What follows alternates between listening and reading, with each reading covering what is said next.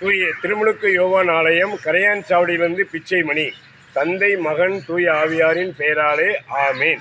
இன்றைய இறை வசனங்கள் சீராக் ஆகமத்திலிருந்து வாசகம். பிரிவு 9, இறை சொற்றொடர்கள் 1 முதல் 6 முடிய. உன் காதல் மனையாளை பற்றி பொறாமைப்படாதே. உனக்கே தீங்கு விளைவிக்கும் தீய பழக்க வழக்கங்களை சொல்லிக் கொடுக்காதே.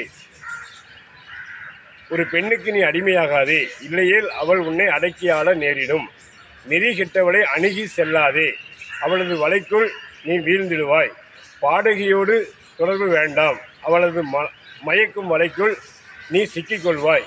கன்னி பெண்ணை உற்று நோக்காதே, நீ தடுமாறி அவளால் தண்டனை பெறுவாய். விலை மாதரோடு தொடர்பு வேண்டாம்,